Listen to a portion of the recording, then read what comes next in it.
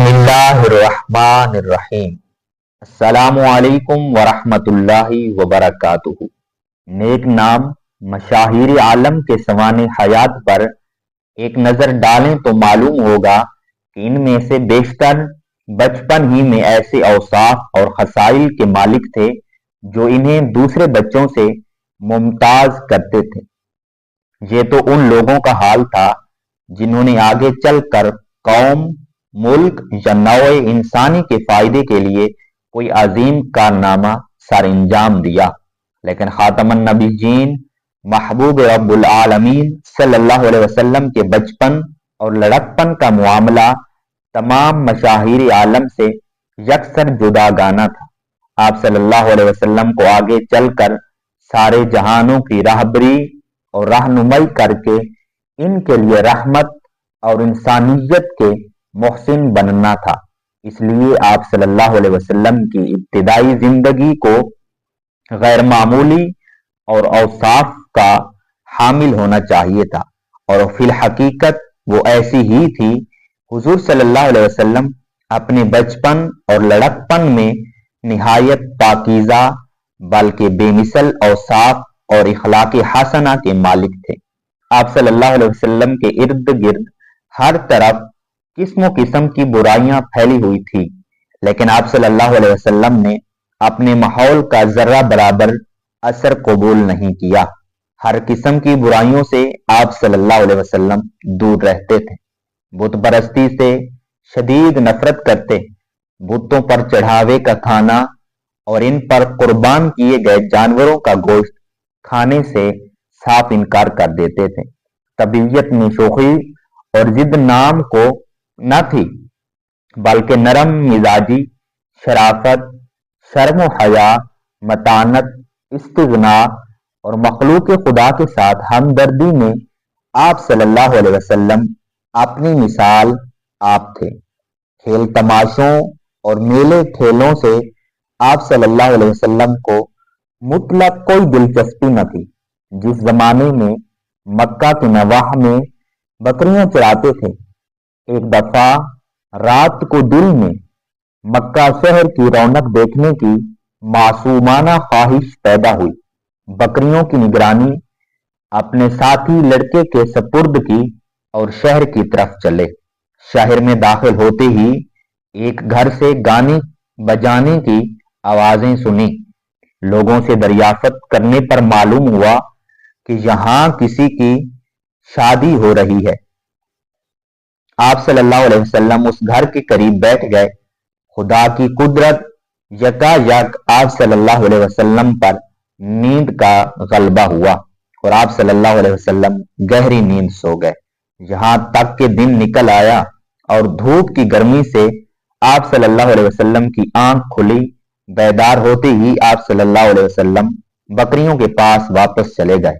دوسرے دن آپ صلی اللہ علیہ وسلم پھر یہ تماشا دیکھنے گئے، مگر اس دن بھی جب آپ صلی اللہ علیہ وسلم اس جگہ کے قریب پہنچے تو آپ صلی اللہ علیہ وسلم پر پھر نیند کا غلبہ ہوا اور آپ صلی اللہ علیہ وسلم دن نکلتے تک سوتے رہے۔ بروایت دیگر پہلے واقعہ کے بعد پھر ایک رات آپ صلی اللہ علیہ وسلم مکہ شہر کی رونق دیکھنے گئے تو پہلے جیسا ہی واقعہ پیش آیا۔ اس طرح اللہ تعالی نے آپ صلی اللہ علیہ وسلم کو گانے بجانے کی محفل میں شریک ہونے سے بچا لیا۔ گویا خود حافظ حقیقی نے آپ صلی اللہ علیہ وسلم کی عصمت طہارت کا اہتمام کیا۔ اس کے بعد عمر بھر کبھی اس طرح کی خواہش دل میں پیدا نہیں ہوئی، بلکہ اس قسم کا خیال تک بھی نہ آیا۔ حضور صلی اللہ علیہ وسلم کے بچپن کے زمانے میں ایک دفعہ مکہ میں زبردست سیلاب آیا۔ چونکہ بیت اللہ شریف بہت نشیب میں واقع ہے، اس کو سیلاب کی وجہ سے بہت نقصان پہنچا۔ قریش نے اس کی مرمت کا اہتمام کیا۔ اس سلسلے میں وہ پتھر ڈھو ڈھو کر لا رہے تھے۔ ان میں حضور صلی اللہ علیہ وسلم اور آپ صلی اللہ علیہ وسلم کے چچا حضرت عباس رضی اللہ تعالی عنہ بھی شامل تھے۔ حضرت عباس نے آپ صلی اللہ علیہ وسلم سے کہا، اپنا تہبند اپنے کندھوں اور گردن پر رکھ لو تاکہ پتھر کندھے گردن پر رکھنے سے تکلیف نہ ہو۔ آپ صلی اللہ علیہ وسلم نے ایسا کیا ہی تھا کہ آپ صلی اللہ علیہ وسلم بے ہوش ہو کر زمین پر گر پڑے اور آنکھیں آسمان کی طرف چڑھ گئی۔ جب غشی ذرا دور ہوئی تو فرمایا، میرا تہبند، میرا تہبند۔ پھر جو ہی تہبند ہاتھ میں آیا اسے فوراً باندھ لیا۔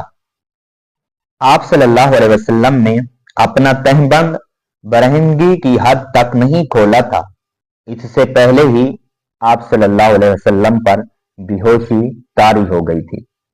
سیرت ابن حشام میں ہے کہ رسول اللہ صلی اللہ علیہ وسلم نے اپنے لڑکپن کا ذکر کرتے ہوئے فرمایا، میں نے اپنے آپ کو قریش کے لڑکوں میں پایا جو لڑکپن کے بعض کھیلوں کے لیے پتھر اٹھاتے تھے۔ ان میں سے ہر ایک لڑکے نے اپنی ازار اٹھا کر گلے میں باندھ رکھی تھی، یوں وہ سب برہنہ ہو گئے تھے۔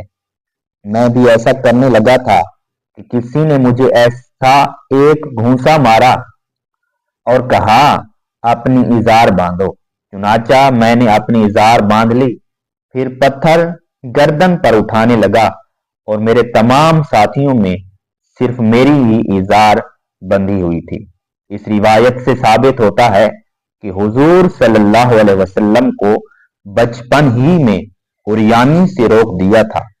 اس طرح کے ایک اور بہت سے واقعات ملتے ہیں جن سے معلوم ہوتا ہے کہ حضور صلی اللہ علیہ وسلم کا بچپن اور لڑکپن حقیقی معنوں میں انتہائی پاکیزہ اور بے داغ تھا۔ اللہ تعالیٰ نے یوں بھی آپ صلی اللہ علیہ وسلم کو نورانی فطرت عطا فرمائی تھی، اور نعوذ باللہ آپ صلی اللہ علیہ وسلم کے کسی غلط کام میں جو آپ صلی اللہ علیہ وسلم کی شان اور رتبہ کے مطابق نہ ہوتا، ملوث ہونے کا سوال ہی پیدا نہیں ہوتا۔ لیکن رنگیے زمانہ سے اگر کوئی ایسا موقع آ ہی گیا جس میں آپ صلی اللہ علیہ وسلم کے دامن عصمت اور طہارت پر کوئی بدنما دبا پڑنے کا ذرہ سا خطرہ بھی پیدا ہوا تو رب ذوالجلال والاکرام نے خود آپ صلی اللہ علیہ وسلم کی حفاظت فرمائی، اور اس خطرے کی زد میں آنے سے اللہ تبارک و تعالی نے آپ صلی اللہ علیہ وسلم کو بچا لیا تھا۔